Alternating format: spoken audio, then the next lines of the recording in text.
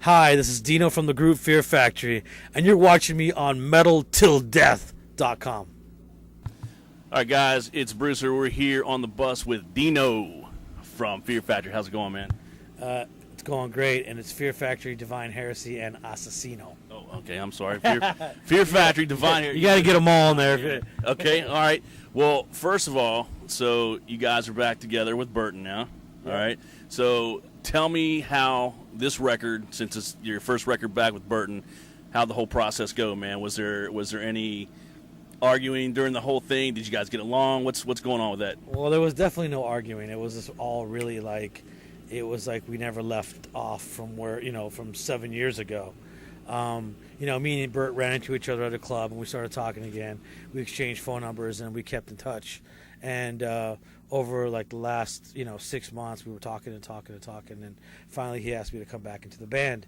When he asked me to come back into the band, he asked me to come back with all 4 members. Obviously, things didn't work out that way, and me and him, stuck together, and we kept going on with Fear Factory. So when we started doing the writing process, obviously, he had to come to LA because he's not living in LA anymore. He lives in Philadelphia. So he came out to LA and stayed with me at my house, kind of like back in the day when we used to be roommates when we first started Fear Factory. We were living with each other, and we were able to bounce off ideas, and it was really cool because when he came back and started living with me for those few months, we were able to it's like when we were roommates, like when we were first kids, first started Fear Factory. And so we were just, we were able to bounce ideas off of each other, and obviously there was no arguments. Of course, we got drunk a few times, and, some old things came out that we still need to work out. But once we got past all that, it was just all smooth sailing.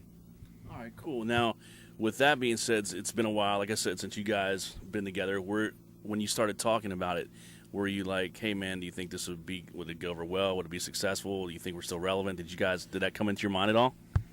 Yeah, well, I knew that when I was out of the band for 7 years, they put out a couple of records, and one of them did pretty well. The second one they put out without me was a really huge flop. And I knew that coming back into the band, there was going to be a lot of repair, a lot of rebuilding process. We needed to prove ourselves again on the record, and we needed to go out there and work our butts off, just to make ourselves relevant. I think the hardest part of being successful is staying successful, and the only way you're going to do that is if you work hard. Okay. Well, now with that, did you find that you guys, obviously you've mended the squabble that you guys had and everything. How have you guys grown as people since then? Have you found that you've grown up a lot? Well, we definitely have grown up a lot. I mean, we're both married men now. He's got kids, and we realized that it wasn't what we even argued about in the first place wasn't even really worth it. You know what I mean? All the stuff that happened, and we're just appreciative that what we have now and what we're doing now. Okay. Well, you guys were one of the first bands to kind of start a subgenre. How do you feel about the bands? I'm not going to say the bands, but there's bands out there that kind of pretty much ripped you off. Do you find it flattering, or is it kind of just man, these dudes are just ripping us off? Well, how do you say, I believe that, Fear Factory was definitely a band, when we first came out that stood out. One of the main things that really stood out was the vocals. Bert had, heavy verses and then melodic choruses, which pretty much became a staple in metal music today. I mean, everybody, it's a standard, you know what I mean? We kind of set the standard, and everybody's just pretty much followed it. Every band you could think of, you can go to a record store and throw a rock and hit a CD, and that band was, and some bands don't realize that they were influenced by it, just because it's become so normal. So I don't really look at it as a compliment or a diss. I just know for me what we've done. Okay, all right. Well, let's talk about Mechanize for a minute. Let's talk lyrics. Can you give me some idea where you guys went lyrically with this? Well, lyrically, it was one of the main things that me and Bert were talking about. What were we going to sing about? We've done so much different stuff on records. Okay, what were we going to do? We were actually going to call the record at one point Fear Factory, a self-titled album. And we were like, well, so we decided to call it Mechanized, but we wanted to sing about what Fear Factory was about lyrically. And Fear Factory was obviously what it means is anything that, manufactures fear. And it could be anything. It could be our government. It could be church, religion. It could be school.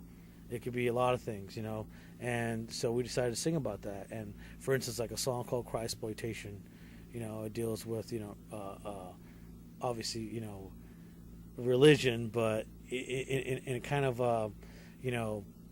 like when we were all growing up, we were all being pretty much forced to go to church and forced to think a certain way, having to go to Sunday school, and it was forced upon you and stuff like that. And so that's what Christploitation is, of how our government can use religion to get votes and control people and through fear and so on and so on. That's where the song Fear Campaign comes in. The last when we had Bush in office, how he always it was always war on terror, everything was always code red on the news. It was just like fear, making an excuse for us to have to go to war for what? Right. For money, for power. And that's what we call Fear Campaign, And so we sang about a lot of different stuff.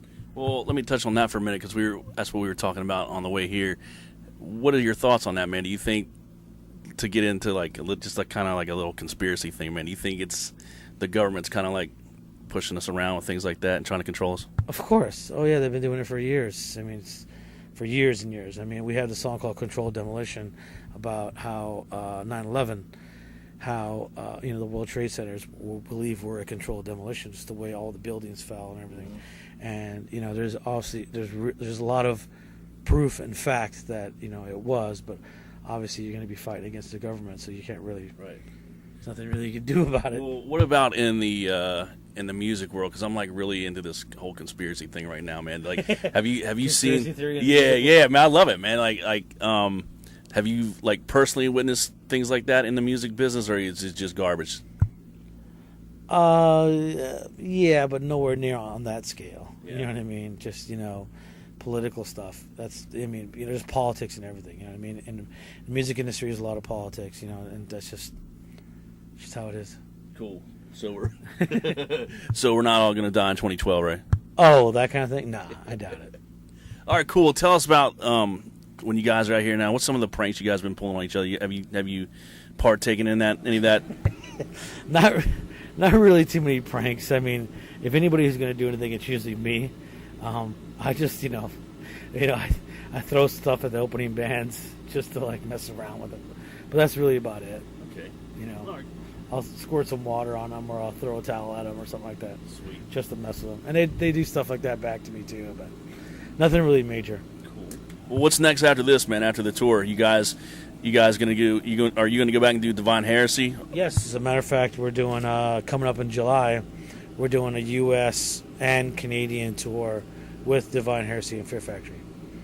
Right, you got to hook me up again, man. Yeah, it's going to be in July, and it's going to be a band called Baptized in Blood, Divine Heresy, After the Burial, 36 Crazy Fists, and Fear Factory. Good bands. Yeah. Good bands. Okay, so any plans for Fear Factory on the summer front? Well, nothing in the U.S. really. We're just going to be doing a lot of summer festivals over in Europe. We're going to be kind of jumping back and forth. Right after this tour, we jump over to Europe and we start doing some of the summer festivals there. And then we come back. That's when we do the July Divine Heresy Fear Factory tour. And then we jump back over to Europe again for the rest of the summer festivals. And then I got a little break after that. Okay, cool. That takes us all the way up to mid-August, late August, something like that. Very, very cool. All right, well, what I do now is the last thing, I let you say whatever you want to say, if you got a rant to say or anything to your fans or whatever you want to do, so turn it over to you. I just want to say, thank you for, supporting Fear Factory over the years. For a lot of years, we've been together 20 years, and I just want to say thank you to all the fans. All right, cool, and it's fearfactory.com? Fear Factory, fearfactorymusic.com. Fearfactorymusic.com. There you go. All right, we're out. Metal.